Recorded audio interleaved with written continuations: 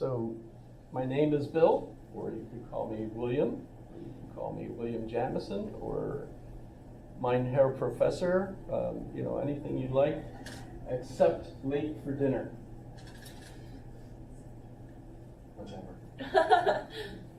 Sorry. Okay.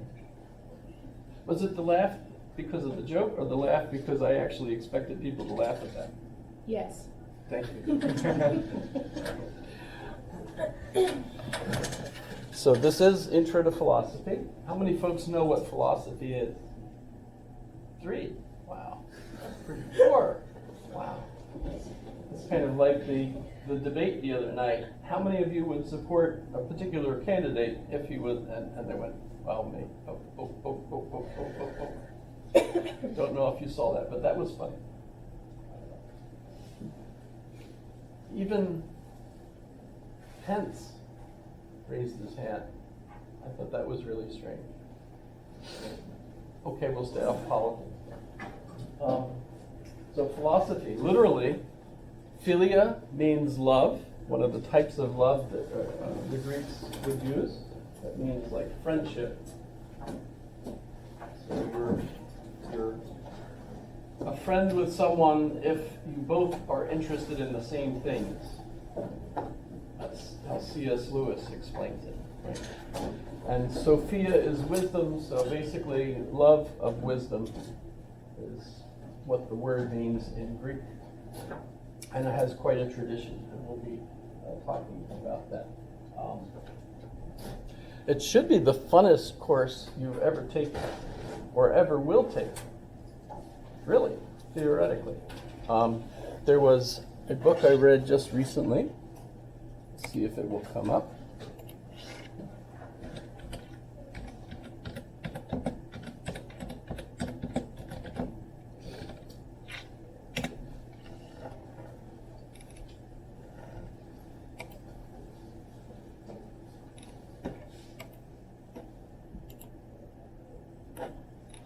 Theoretically. This is the book, The Yellow Pad. It's about his method that he uses to solve problems. And what caught my attention right away is where I have one of these devices here.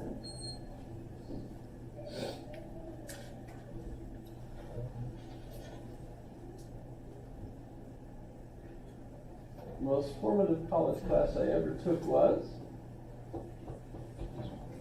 Oh, well. But then he goes on to explain why, and I totally disagreed with him. That's not why it should be the most important one. But that's actually part of what he's laughing about. So that's cool. That's Robert Rubin. I don't know if anybody ever heard of him? Yes? Really? My goodness. Secretary of Treasury under Clinton. Clinton was a president that we had years ago. So that's pretty cool. But it should be the funnest class. It should also be the easiest class, in a manner of speaking, because I grade by volume. I don't mean yell, but I mean I have all my grading assignments are written assignments, and I grade them by word count. How many think that might be an insult? Okay, it's not meant to be an insult. You take it as an insult. I've learned over the years, this is, I think, my 165th class of this particular topic. So I've been teaching at UAA since January 95. How many of you were born after that? All of you. And that's after I retired. I retired from the Army. So I retired from the Army in 94.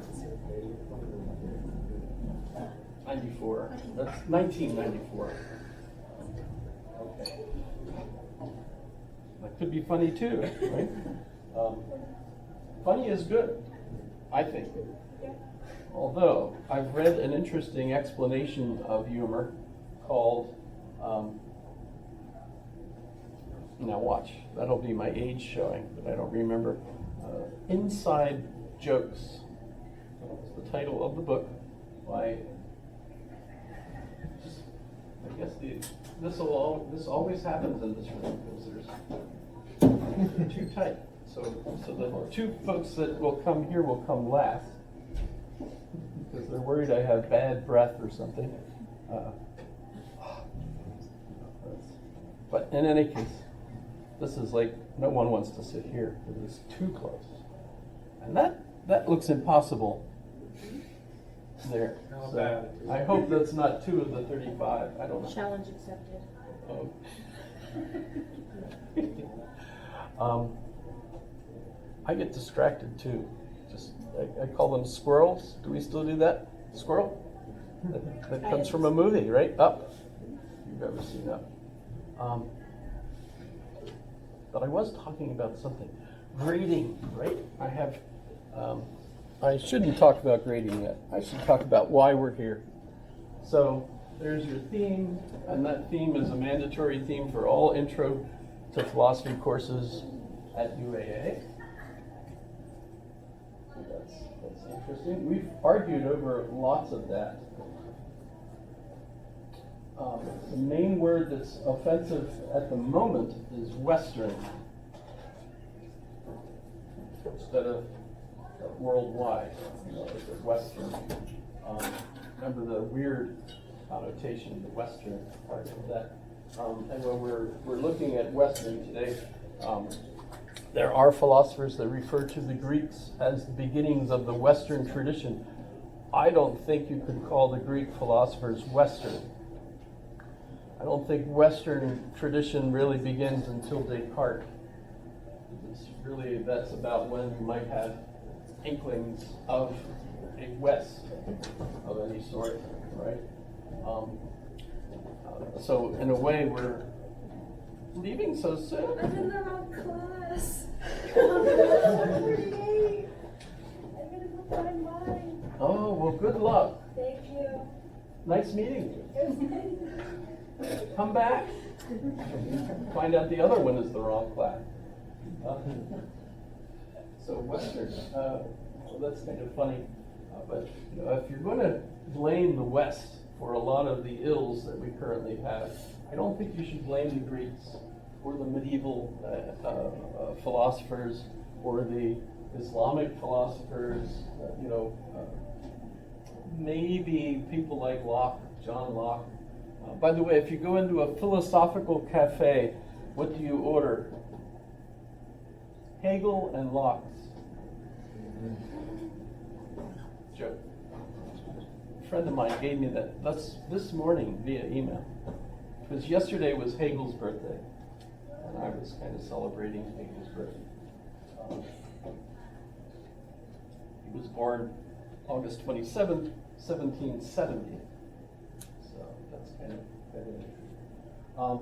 So the syllabus does link to other pages.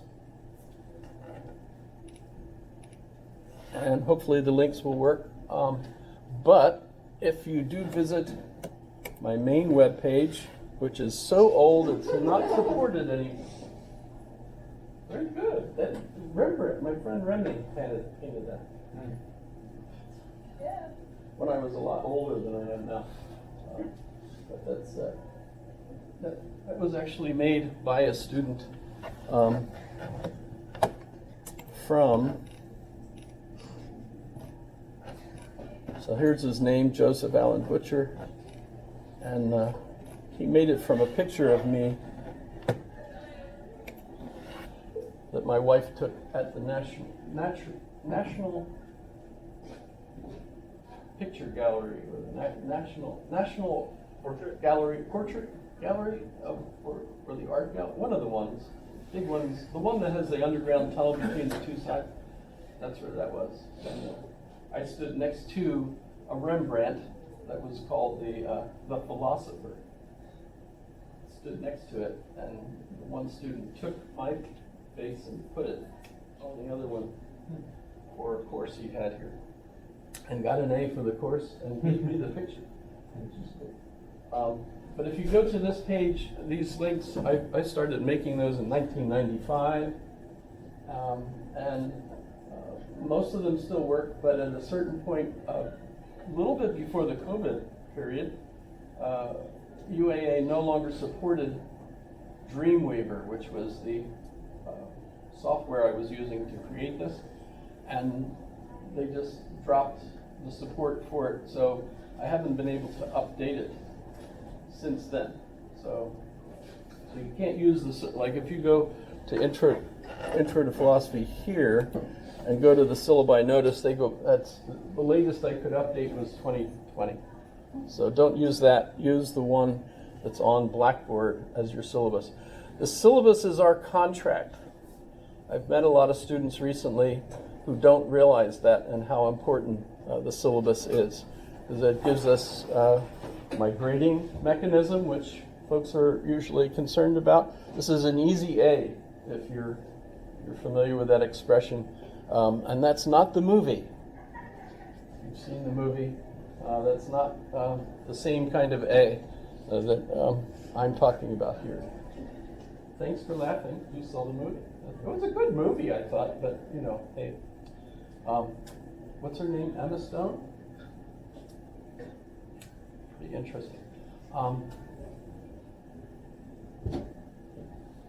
But so don't use the syllabus on my website. Use the one that's I have on Blackboard. So, and I do have, the one is a PDF, which works, so you could just click the links. If you go to the other one, which is a Microsoft Word page, you have to open it, and then you can click on the links. But it's much easier to use the PDF version.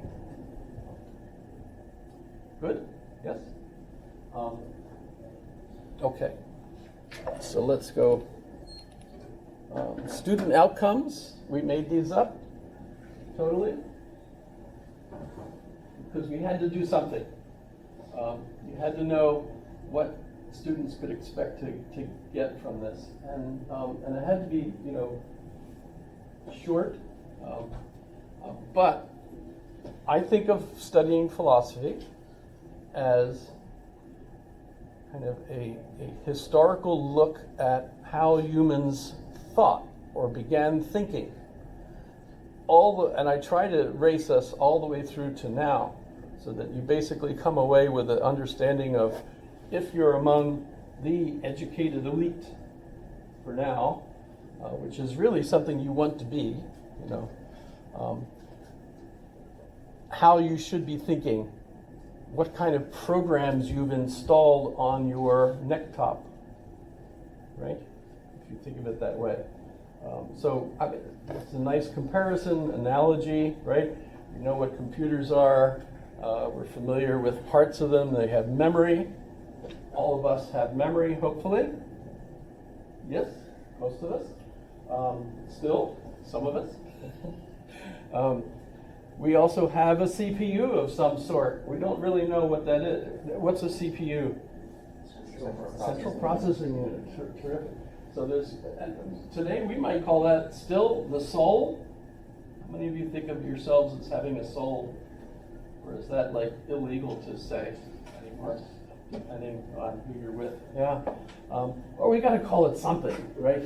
You know, because there's definitely a me in here that I think of as myself, and trying to figure out what that is, right? And if we're using the analogy of a computer, what we've been doing since whenever, 3000 BC, who knows, we've been installing and upgrading our software. And you know, so you're not running DOS 6.0 right now. And by the way, at different cohorts, and you're a cohort mostly, since you were born after I was already retired from the Army and teaching here. Successive cohorts ended up with higher IQs than the previous cohorts, according to the standardized testing. This is referred to as the Flynn effect, which